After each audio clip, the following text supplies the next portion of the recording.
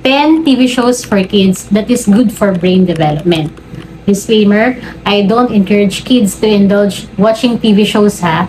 Kung napanood nyo yung mga previous videos ko, ang lagi kong sinasabi, there should be no screen time for babies until 2 years old of age. And for older children naman, kung manonood sila ng TV, mas recommended na educational team muna. So kung i-allow nyo silang manood, might as well na ang papanoorin nila is yung nakaka-enhance ng brain development. Good day, Pinay Mommies! I'm Dr. Pedro Mom, your pediatrician and a mommy like you. For today's video, i-list down natin yung mga recommended na TV shows for your baby.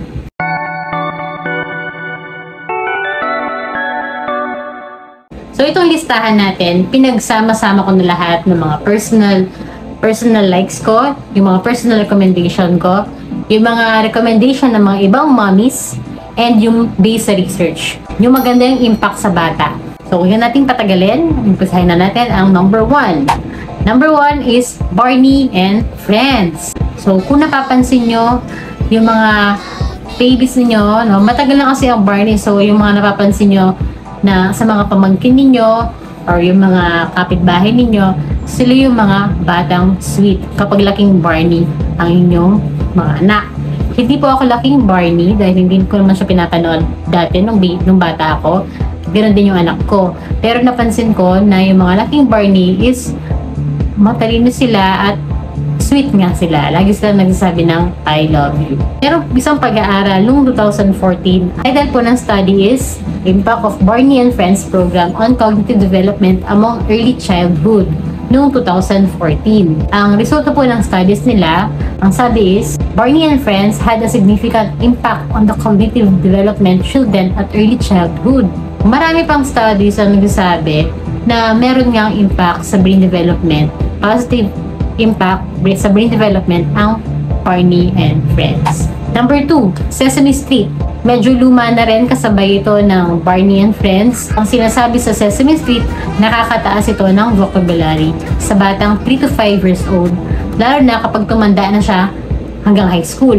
Matataas daw ang mga grades ng mga batang laking Sesame Street, lalo na sa science and creativity and arts. At gulat po ako nang magtanong ako sa social media ng mga favorite TV shows nila para sa mga bata.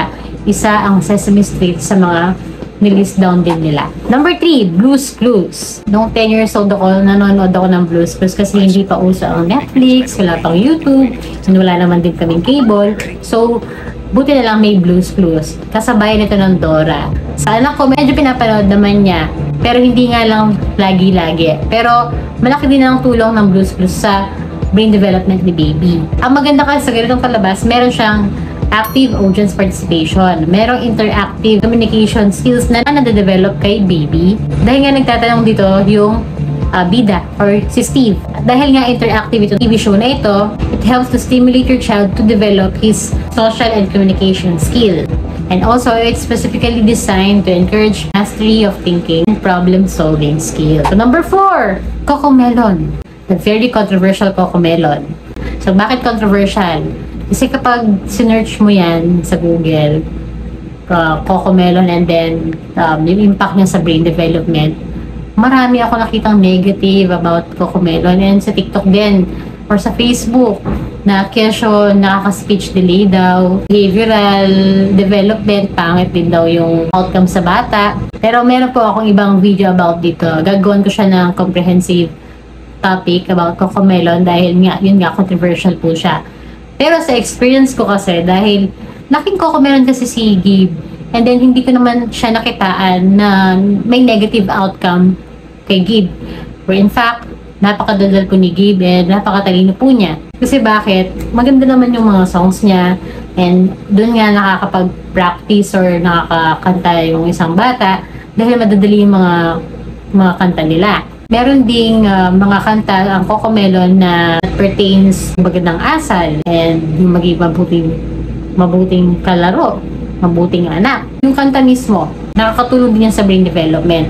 Ang sabi sa ibang article, mix yung mga studies about Cocomelon. Merong maganda, merong pangit. Pero siguro yun nakikita sa social media, pangit yung outcome ng mga bata sa Cocomelon. Pero yung ibang mga studies naman, hindi naman talaga cocomelon ang salarin. Kung hindi, yung screen time, yung duration ng screen time ng bata. Siguro, yung mga magulang napapabayaan na babad ang kanilang baby sa screen time or sa gadget or sa TV, kaya naman, dun yung outcome na pangit. Yun yung speech delay. Hindi ito about sa cocomelon mismo, kung hindi, yung duration ng panonood ng bata. Kaya, yes, kasama pa rin siya sa aking mga recommendation kung brain development ang pinag-uusapan. Mali. Number 5, Blazing Monster Machine. Wala akong makitang studies about dito dahil bago pa lamang siya at mapapanood lamang siya sa YouTube. Kasama siya sa recommendation ko dahil pinapanood din to ng aking babies. Kasi dito niya natutunan yung mga ibang part ng machine at yung mga iba't ibang truck. And interactive din ang palabas na ito. Kinakausap din yung mga bata. Number 6, TV shows, Blippi. Ang sikat sa Blippi yung mga playground na pinupuntahan niya, yung mga amusement park, yung mga educational playground na pinupuntahan ni Blippi, and yung mga trucks. Yung mga bata ngayon, memorize lahat ng mga truck.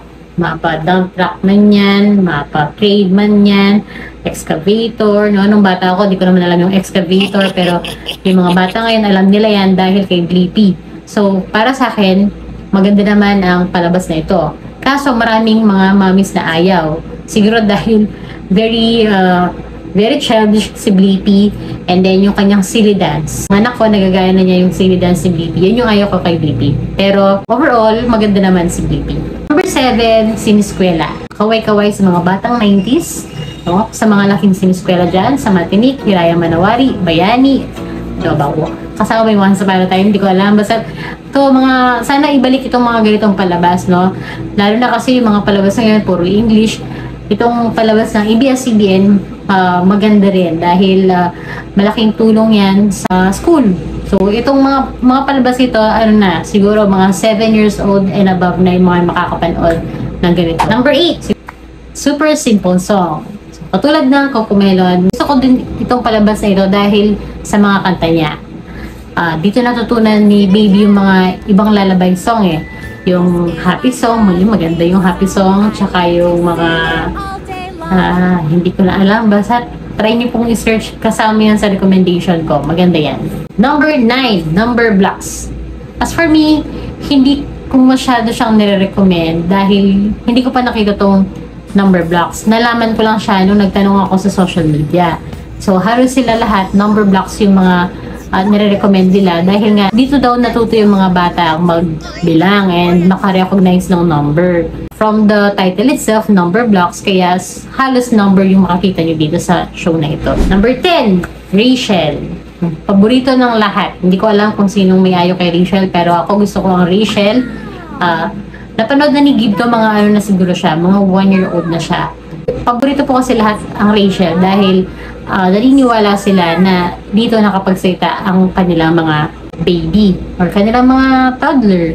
Pero where in fact, kaya nakapagsalita po ang inyong mga bata dahil kinakausap niyo po sila, meron kayong social interaction. Akala ng mga mommies, Rachel ang nakatulong sa kanilang pagsasalita.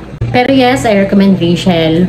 Dahil bago pa lang ang Rachel, wala pa ako nakitang studies about kay Rachel. So siguro kapag may nanonood na ibang pedya, siguro magandang isama si Rachel sa studies kung meron talagang magandang impact as to speech development, to brain development in general. I would like to reiterate na please parents, limit screen time to your baby. Inuulit ko po, kailangan wala mo ng screen time hanggang 2 years old. Pero kung hindi nyo talaga maiwasan at kailangan nyo ng 30 minutes of your time at gusto nyo makapanood si baby ninyo, sana mga less than 1 hour lang. Pero mas maganda na wala talaga. And for older children, sa mga toddler, 2 years old and above, limit your child to watch only 1 or to 2 hours in a day. And sana educational po. Pero hindi ko naman really discourage ang panonood. Kasi nakakatulong naman talaga ang pagpapanood sa bata ng mga ganitong klaseng TV shows. Kailangan din nilang ma-expose sa mga ganito, hindi lang outdoor activity and yung mga ibang activity na pambata. Nagkakaroon lamang ng masamang epekto kapag hindi po kayo to at talagang babad na babad sa gadget ang iyong baby. Story time, I have patient na during pandemic, meron silang negosyo ng kanyang asawa At yung only child nila, mga around 1 year old pa lang siya, hinahayaan lang talaga nilang manood from morning hanggang gabi dahil nga busy sila sa kanilang business. Parang nagtitinda sila, yun yung na mention niya sa akin. And then, ngayon, 4 years old na po siya, talagang wala siyang verbal output. Kung meron siyang gusto, ituturo lang niya. And sabi ni Mami na inaamin niya na kasalanan nga niya dahil nga hindi niya masyado natutukan ang kanyang baby. At ngayon nag-therapy po siya. Sa mga mommies dyan na nagtatanong po kayo kung talaga nakaka-speech delay po ang pagpapanood ng ganitong klase ng palabas, yung talagang yung screen time niya is lagpas sa oras, totoo po siya. So, kailangan guided lang po and limit talaga. Okay? So, hanggang dito na muna po tayo. Kung may natutunan po kayo, please like, share, and subscribe.